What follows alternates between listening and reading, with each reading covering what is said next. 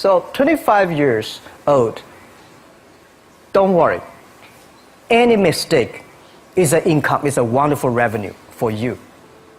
So I told myself and told my young people, before 20 years old, be a good student. When you do entrepreneur, just learn some experience. Before 30 years old, follow somebody. Go to a small company. Normally in a big company, it is good to learn processing. You are a part of a big machine. But when you go to a small company, you learn the passion, you learn the dreams. You learn how to do a lot of things at one time. So before 30 years old, it's not which company you go, it's which boss you follow. It's very important. A good boss teaches you differently. And from 30 to 40 years old, you have to think very clearly, you're working for yourself if you really want to be an entrepreneur. When you're 40 to 50 years old, you have to do all the things that you are good at. Don't try to jump into the new area. It's too late. You may be successful, but the rate of dying is too big. So 40 to 50, think about how can you focus on things that you are good at. But when you are 50 to 60 years old, work for the young people. Because young people can do better than you. So rely on them, invest on them, making sure they're good. So when you are over 60 years old, spend time for yourself. On the beach, sunshine, right? It's too late for you to change normally. But this is my advice to the young people. 25 years old, make enough mistakes. Don't worry. You fall, you stand up. You fall, you stand up. Enjoy it. 25 years old, enjoy the show, enjoy the show. I did not have a rich father. Tried 3 times for university, all failed. I applied for Harvard for 10 times, all failed. They don't even want to see me. For the last time, I went to the teachers' college, which was considered the 3rd or 4th class of my city. So I applied jobs for 30 times, got rejected. It was so difficult at that time. I was so frustrated because I taught in the university. My pay was $10 a month. Because I could not find a good job. In 1994, discussed that I'm going to do something called internet. And 23 of them against it. They said, this is a stupid idea. We have never heard about internet. And you know nothing about computer. And I never thought I was smart. Nobody believed that I could be successful. Because everybody say, well, this guy think differently, think crazily. They think about something that never work. I tried to borrow $3,000 from the banks. Took me 3 months, but I still cannot get it. We talked to over 30 or 40 venture capitalists. Everybody said, no, forget it. A lot of people said Alibaba is a terrible model. As I said, I believe it. I think this thing could be big. I never thought it would be that big like today. But I believe that something is waiting for me there. And I have to work hard to prove myself. That was the tough experience. So we gathered $50,000 from 18 founders. We started. For the first 3 years, we did not have even $1 revenue from our business. It was not easy. Why it keeps going ahead, going forward? Because I received lots of email of thanks from the customer. They say, this is such a great thing. We cannot pay you, but this thing helped us. If you keep on helping us, one day you will be successful. And I believe this. Little by little, we build up our business. Little by little, we build up our ecosystem of the infrastructure. And now, after 16 years, we have an Alibaba group, we have a Tmall group, we have a Taobao group, we have Alipay. And people said, you are so smart. How could you make a company like that? Bill Gates, Warren Buffett, Jack Welch, Larry Page, Mark Zuckerberg. The difference between those people and other people, they are always optimistic for the future. They never complain. They always try to solve the problems of the others. When you're optimistic, it's always opportunity. People, same here today. Jack, where's the opportunity? I don't have a job. I don't have this. I don't have that. We are at the best time of this century. The best assets you have is that you are young. Don't complain. Let the other people complain. The opportunity always lies where people complain. Think about how you can make things different. Is there anything I can do that make the difference? And then when you think about this, start to do it. I saw a lot of people, young people, have fantastic ideas every evening. But in the morning, they go to the office same again. Being an entrepreneur, you have to do the things before the other people do. You have to wake up before the other people wake up. You have to be more brave than the others. Use instinct. Everything you do is to the need of the customer. To everybody, to any person, tomorrow is new. Make the move, make the action. Whether investors believe it this or not, whether your friends believe it or not, whether your parents believe it or not, that's not important. You believe it, your team believe it, and work day and night on this. That's how the things happens. Make enough mistakes. You fall, you stand up. Any mistake is an income, is a wonderful revenue. Don't worry about the money. Money follow the people. People should follow the dreams. If you have a dream, just to go ahead. I think nobody can conquer the world. We only can serve the world. Either work for the others or work for yourself. And I choose the way, work for myself. Working for myself, that means working for the society. If you really want to work for yourself, think about the others. Because only when the other people are successful, when the other people are happy, you will be successful, you will be happy. I think today people worry a lot about the world, about the economy, China, economy in the world. But I'm very optimistic. When people start to worry, that is the opportunity is. I worry about the blood testing, and she created good things. And I think great innovations, great companies always happen in the tough times. Life's like the music. You have up, you have a down, you have a long, you have a short notes. And I like your American movie. Life is like a box of chocolate. You never know what you're going to get, right? So I'm pretty optimistic. The opportunity in the future for equality is huge, because in the last century, the IT is for big companies. The globalization is for big companies. But now with the technology, we can serve those 80% of the companies that never been served. We can serve the 80% of the young people that have never been served. Technology for internet is so cheap, so easy to use. One of the reasons why we grow in China e-commerce so fast, much faster than the USA, because our infrastructure of commerce in China was too bad. When it is too bad, something happens and goes. Today we are working on the rural areas of China. I can never imagine that China, about 800 million people still live in the rural areas, are farmers. And there are about close to 200 million people. Their income is less than $1 per day. And before the internet, it's impossible for these guys to reach the PC because it's so difficult. Even people like me, I don't know how to use a PC. But now 80% of the farmers, those people using mobile phones. When I have the mobile phones, the internet, the data, things change a lot. So I'm excited about the future. People always worry. I love the young kids sitting there and talking about the dream, the hopes, because if they have the hope, we have the hope. That's what I believe. And let's just take what you do.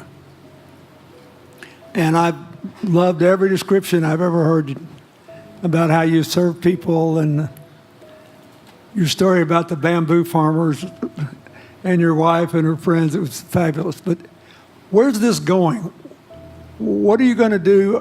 What are your plans to maximize the use that people in remote rural areas of China can make of their cell phones besides ordering your products? How are you going to get it? Are you going to get them in the banking system through cell phones? How? Well, we never know that we can grow so fast. In the past 5 months, we covered 4,500 villages.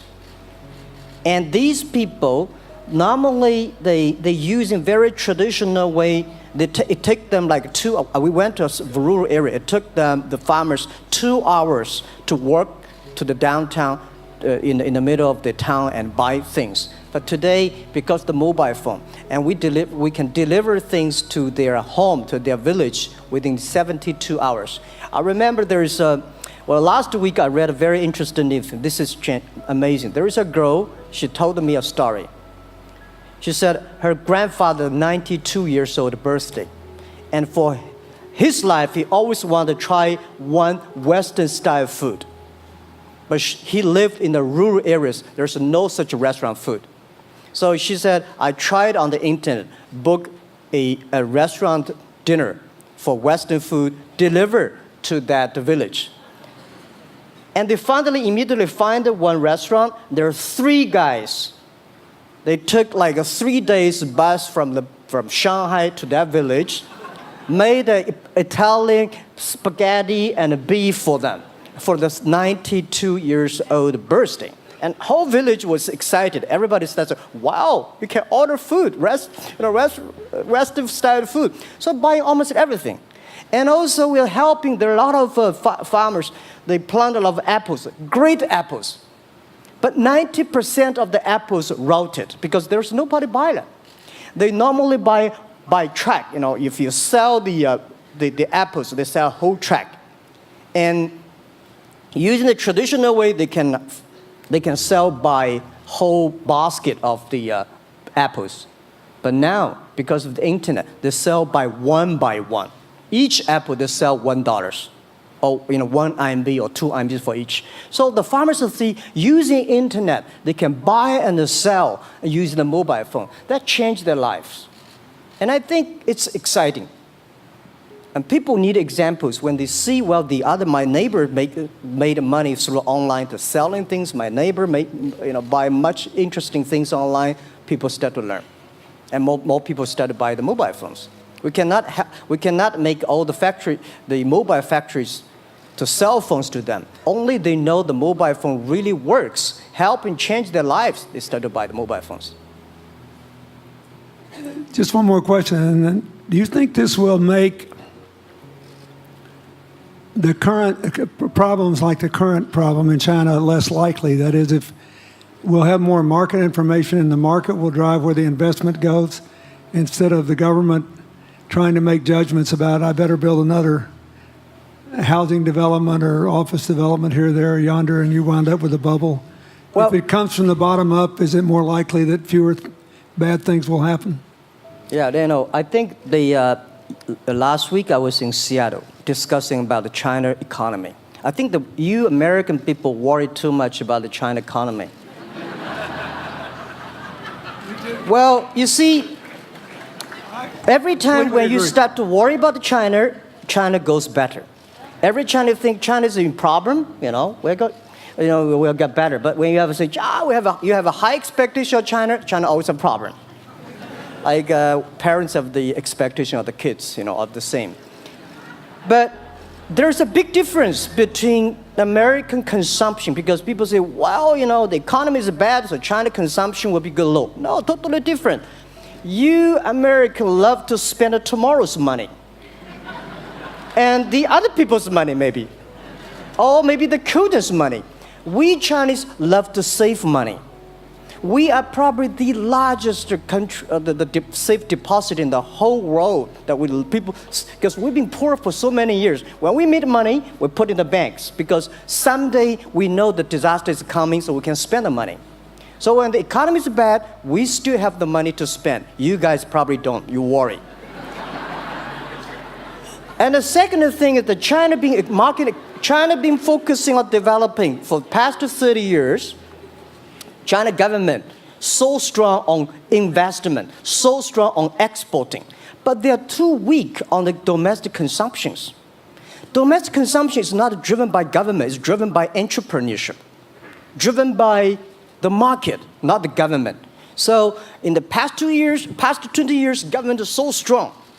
Now they're getting weak. It's our opportunity. It's our showtime to see the market economy, entrepreneurship, how we can develop the real consumption. I think if the China developed the great consumption, we have a 300 million middle class. In next 15 to 20 years, we're going to have 500 million middle class. We need to import a lot. So when we start to import, that's a great. I worry a lot when we export. When we export, we got a terrible sky, we have a terrible water, we have a terrible environment. When we start to import, we got to be better. So that's all the great opportunity, guys. Be happy about that. I'm serious. I agree with that. I'm serious. Yeah. Worry about yourself. Don't worry about the others. The reason some of us worry about China is we depend on you to buy our debt.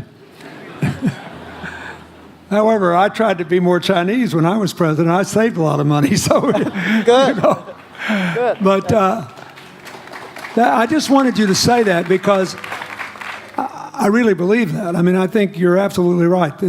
The trend toward greater internal consumption I think, will remain unbroken in spite of whatever the difficulties are in the next few months. I think it's important not to overreact. You can't break the trend. You've got to clean up the land from chemical contaminants. You've got to clean up the air. You're going to do it. Yep. And a lot of Chinese will make a lot of money out of that. There'll be a lot of great new companies, and there'll be opportunities to import from other places. Yeah. So can you discuss your theory of what you're doing and other things in terms of whether it advances equal opportunity and social solidarity? Tell them what you think is going to happen. And what other kinds of, when your opening remarks, you just said technology is going to be active in this way in other areas of the economy. What do you think the next big opportunities are? But first, tell them just in 2 sentences what you're doing, because Jack and I know, and we haven't been clear enough. Explain it, and explain how you think that advances social solidarity and equality of opportunity. Well, our work is in the belief that access to health information is a basic human right. And that lab information, particularly because lab data drives 70% of clinical decisions, needs to be accessible to people before they're sick. So if you look at the word diagnose in the dictionary today, it says to determine the presence of disease from symptoms, which means by definition, we're determining that people are sick once a disease has already progressed. And our work is in being able to make lab testing accessible to people in time for therapy to be effected. And to do that in a way in which every person, irrespective of their insurance status, irrespective of where they live, can afford the ability to get a test done. So that means, in our case, we've invested the last 12 years in now developing hundreds of tests, many of which are less than $10. So $2 tests in the United States. And I think one of the amazing things about this country is that we have such an incredible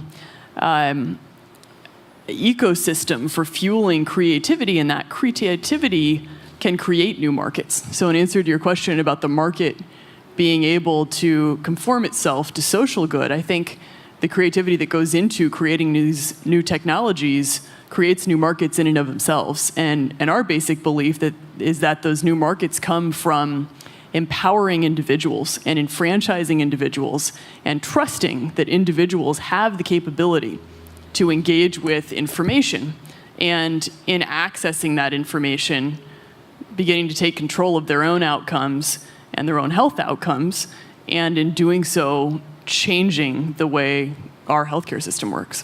Think what this could mean for rural China, for rural India, for Native American reservations in America, for the Mississippi Delta, for the remote areas of where all the jobs were lost from coal. You're all of a sudden giving people information. And one of the most important things I think we did in my second term as president in the healthcare front was develop this diabetes self-care program, and all of a sudden Jack's company could be delivering the means to self-care based on your test.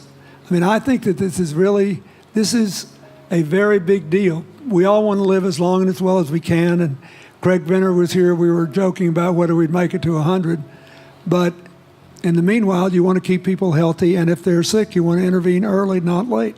Yeah. Well, and if you look at, the ability to engage with this information, we have a $4 trillion healthcare problem in this country. 20% of it is type 2 diabetes, which is reversible. And we have 90 million Americans who do not know they are pre-diabetic.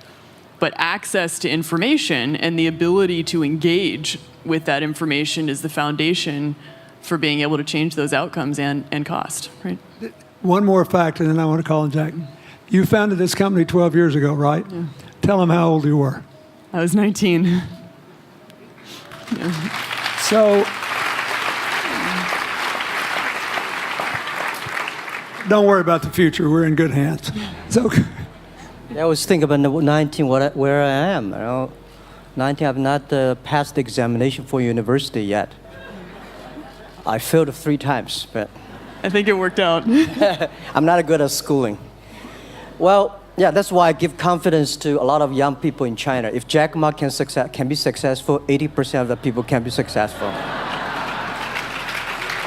People like her, we're jealous. But, well, equality, I would like to make a little bit technology helping, because yesterday I was joining the UN Women Conference about gender equality.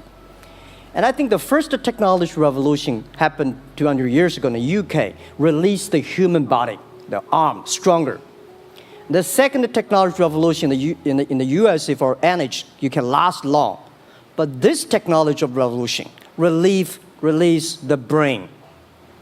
So this century is not a competition who is stronger, whose muscle is stronger.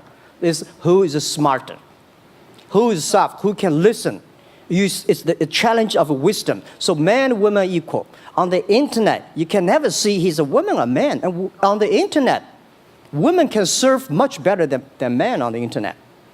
Men talking about the business, talking about numbers, competition, they make business very cold. Women, they make business very cozy, lifestyle, and interesting. 50%, more than 50% of our shop owners, more than 5 million shop owners are women. And people love that. This is a great thing. I see that this century, we see more and more women leaders, on the state leaders, presidents. In the future, we're going to General Secretary of the United Nations should be a woman leader. And this is the great century for equality. And I feel excited about that.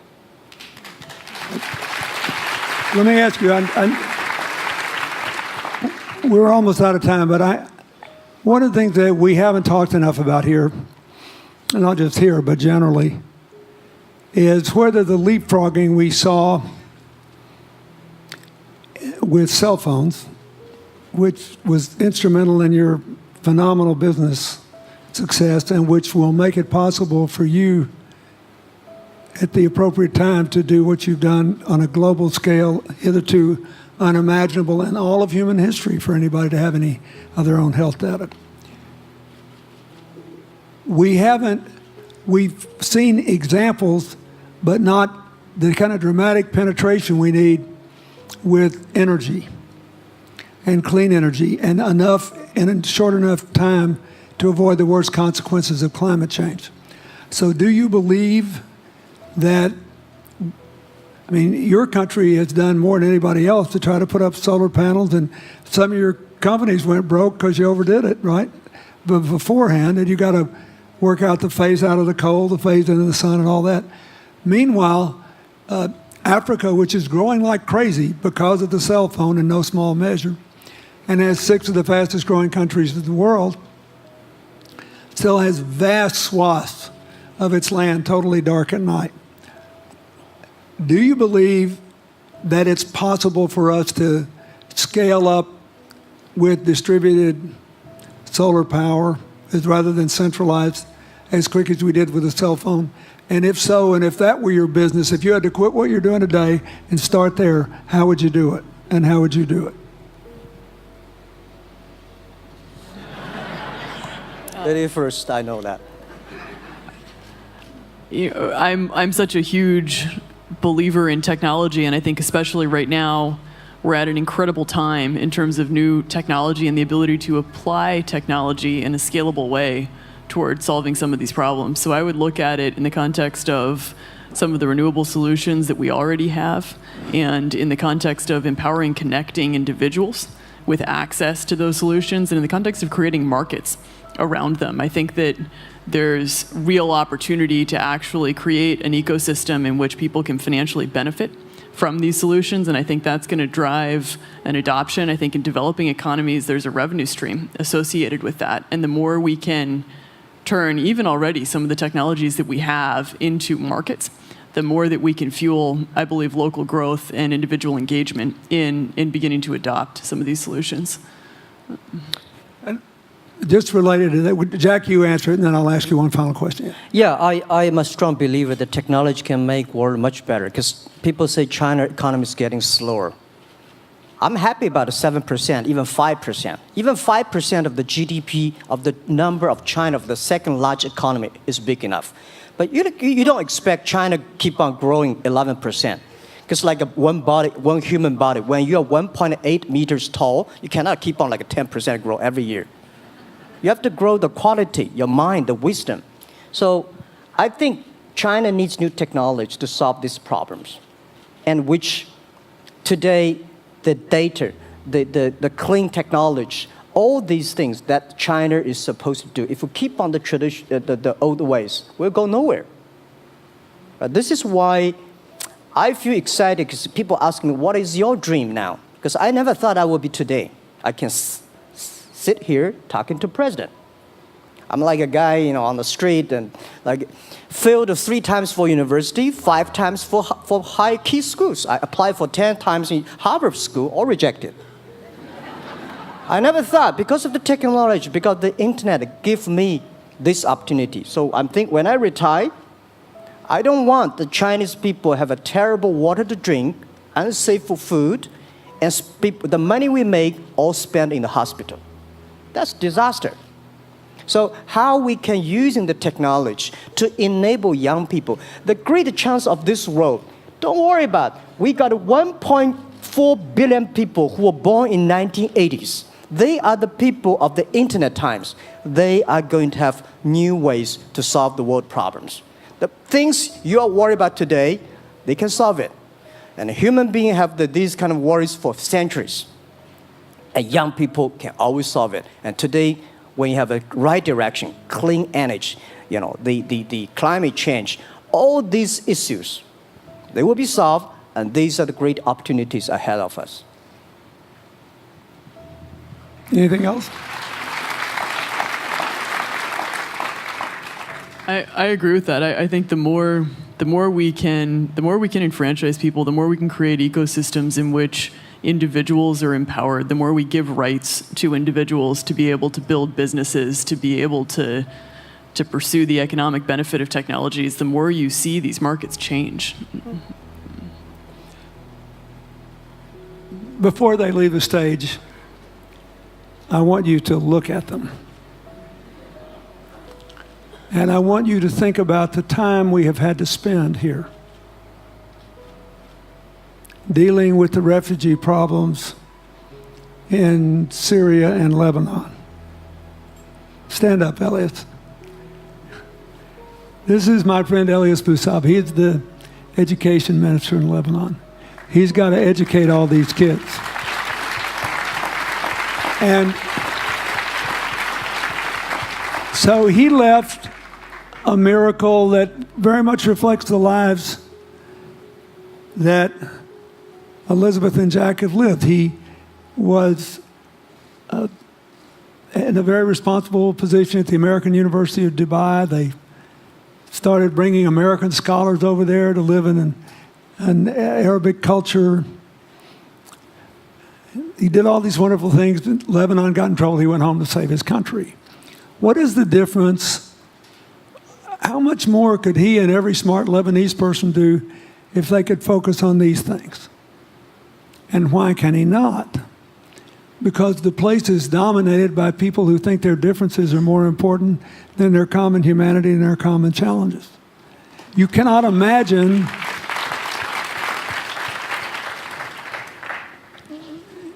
Jack Ma's proud of being Chinese. I like that.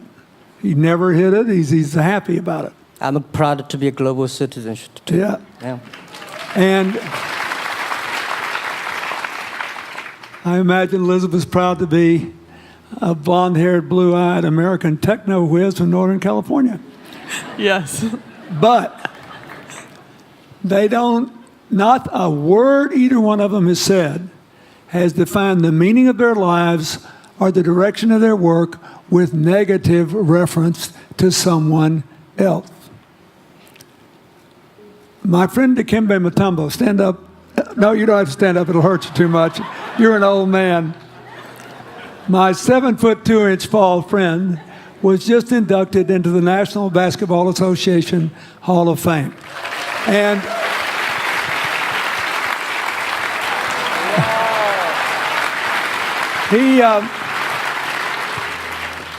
my family, my whole family loves him. And I have seen how much he has given back to his native country, Congo, which has been so troubled. I've known him a long time. We both went to Georgetown University. I did before he was born, I think. I've never heard him say a resentful thing about anybody. I have seen him give and give and give and try to give the people in his native land opportunities. Why am I telling you this? He's had a good life because he never defined his life with negative reference to anybody else. He never begrudged anybody else's success, and he thought he had an obligation to help other people.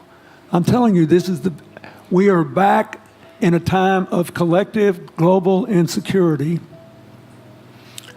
where the main struggle is the oldest one in human history, just in modern techno realities. I mean, if you were trying to build the Middle East, you would think about our permanent sponsor here, the ambassador from Oman, who her government tried to help head off a calamitous war in the Middle East over the nuclear issue in Iran.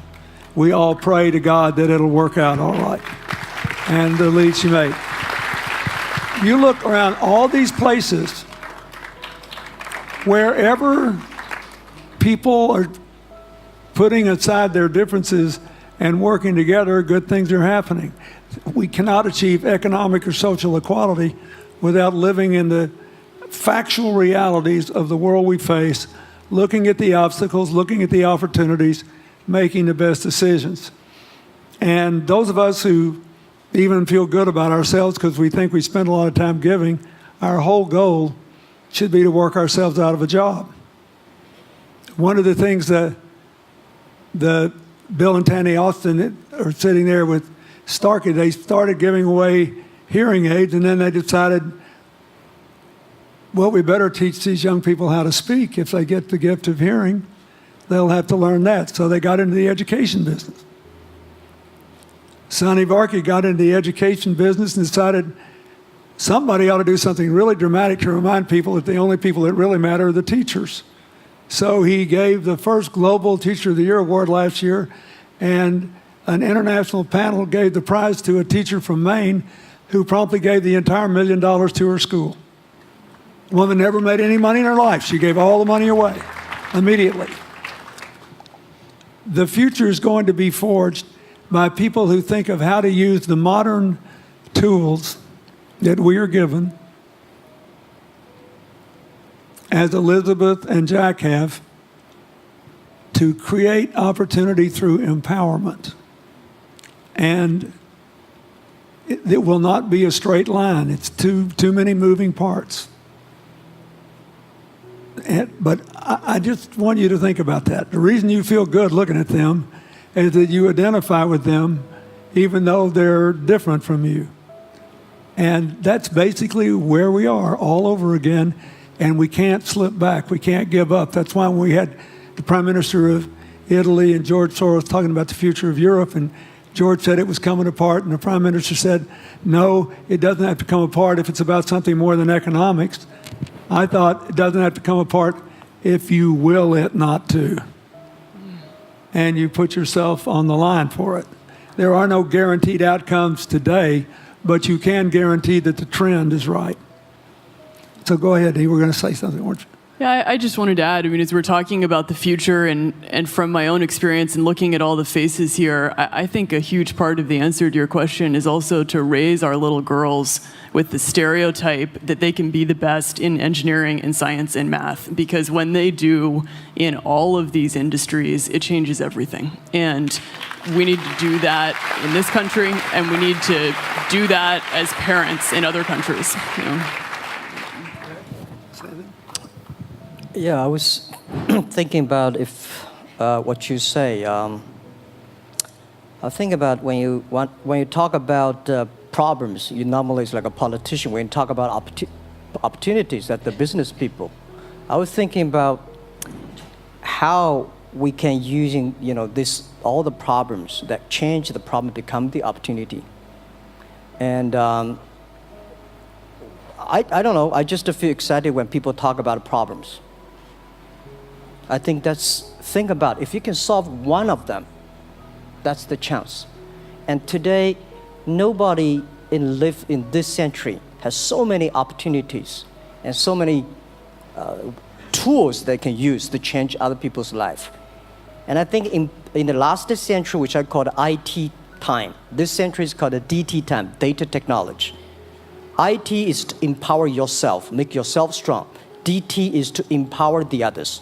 When you empower the others, you empower your future, yourself. So when I listen to you talk, I agree, and I think that's why we were born in this century. That's why how we can use the internet to help more people. Let's give him a hand. Thank you.